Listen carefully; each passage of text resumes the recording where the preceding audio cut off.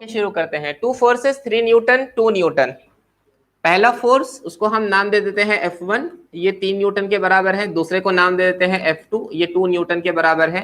Act at an angle theta, इन दोनों के बीच का एंगल जब थीटा हो तो रिजल्टेंट मिल रहा है R, तो इनका रिजल्टेंट R के बराबर है। मतलब मैं लिख सकता हूं R bar equal to F1 bar plus F2 bar. ये मैथमेटिकल एडिशन है क्या? नहीं, ये वेक्टर इक्वेशन है, वेक्टर एडिशन है ये। The first force is now increase to 6 newton, तो पहली फोर्स अब वाली कितनी हो गई? 3 से हो गई 6 न्यूटन, और दूसरी force and the resultant become 2R। तो आपने दूसरी फोर्स में कोई चेंज किया है?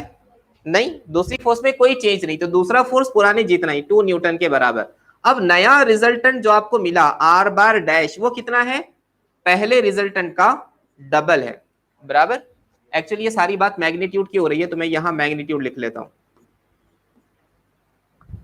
हमको पता करना है थीटा का वैल्यू कितनी असेल। कितना होगा कितना होगा कितना होगा, नहीं मालूम। कैसे तो भी शुरू करते, हो सकता है हमारा आंसर आ जाए। रिजल्टेंट आर दिया हुआ है, तो रिजल्टेंट के मैग्नीट्यूड का फॉर्मूला क्या होगा बताओ? F1 square plus F2 square plus 2F1 F2 cos of theta. ठीक है जी, रिजल्टेंट कितना है आर के बराबर? F1 कितना है? F1 कितना है? 3 का स्क्वायर प्लस 2 का square plus 2 into 3 into 2 into cos of theta. R को एज इट इज रखते हैं, इसको आर स्क्वायर बना देते हैं, तो स्क्वायर रूट कैंसिल, 3 का स्क्वायर हो जाएगा 9 plus 4, 3 2 6, 6 2 12 cos of theta, that gives us r square equal to how much? 9 plus 4 13 plus 12 cos of theta। इसको रखते हैं उठाकर। आगे आइए, ये दूसरे के अंदर में क्या r बार का r नए वेक्टर, नया रिजल्टेंट वेक्टर r डैश का बार इक्वल टू क्या लिख सकता हूं? नया F1 वेक्टर प्लस पुराना F2 वेक्टर, क्योंकि चेंज खाली F1 में हुआ है। तो यहां से नए रिजल्टेंट का फॉर्मूला क्या मिल जाएगा? r डैश का मैग्नीट्यूड इक्वल टू, बताइए क्या होगा? नया F1 कितना है? 6 का स्क्वायर, और नया F2 नहीं, पुराना ही F2 कितना? 2 का square plus 2 into 6 into 2 into cos of theta. सवाल ये है, अगर हम किसी एक वेक्टर का मैग्नीट्यूड चेंज करें तो क्या दो वेक्टर के बीच का एंगल चेंज होता है? इसको समझने की कोशिश करेंगे। मान लीजिए पहला वेक्टर ए बार ऐसा है, दूसरा वेक्टर ऐसा है बी बार, इनके बीच का एंगल कितना है? थीटा। मैं क्या कर रहा हूं? ए बार को डबल कर रहा हूं या ट्रिपल कर रहा हूं या 4 टाइम कर रहा हूं, तो पहला वेक्टर इतना बड़ा, दूसरा वेक्टर इतना छोटा, एंगल कितना आप दोनों के बीच का? पूरा नहीं। तो अगर मैं दोनों वेक्टर को किसी नंबर से मल्टीप्लाई करता हूं, दोनों में से एक को करता हूं या दोनों को करता हूं, तब भी उनके बीच का एंगल चेंज नहीं होता। तो पहले एंगल थीटा था, तो अब भी एंगल थीटा ही होगा, लेकिन निगेटिव करने पर एंगल चेंज हो जाते हैं। हम यहाँ निगेटिव नहीं कर रहे हैं, तो यहां थीटा तो यहां भी थीटा होगा। अच्छा, ये कितना हो जाएगा?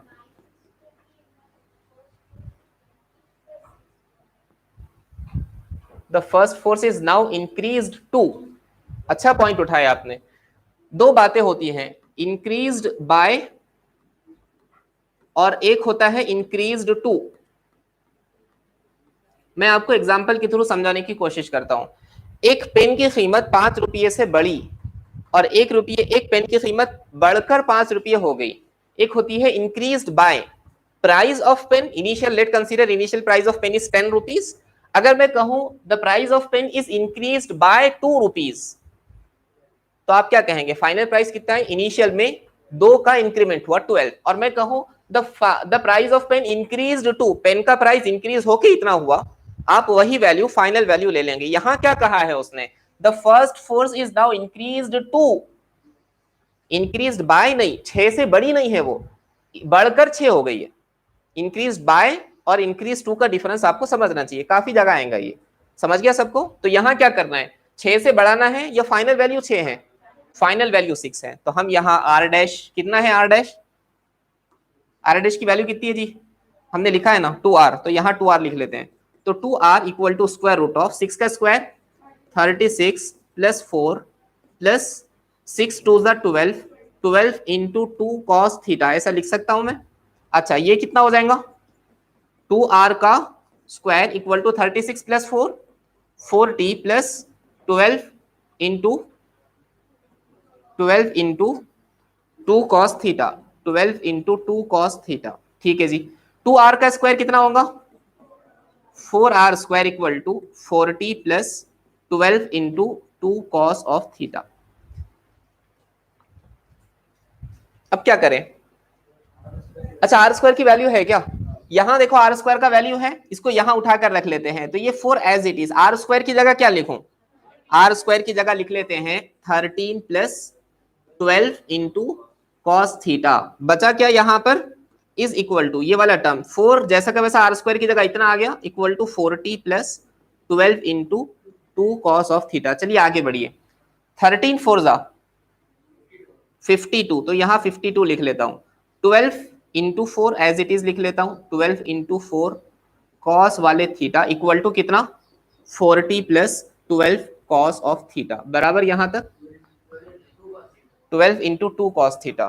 Thank you. 12 into 2 cos theta, 12 into 2 cos theta, 12 into 2 cos of theta. चलो आगे बढ़ते हैं। अब क्या करें? ये 12 into 4 cos theta as it is, ये 12 इंटू 2 कॉस थीटा इधर आ गया, 12 इंटू 2 कॉस थीटा। यहां क्या बचा? 40 माइनस 52। बहुत अच्छे। यहां से कुछ कॉमन निकला, 12 कॉमन, क्या बच गया? 4 cos theta minus 2 cos theta equal to कितना बचा?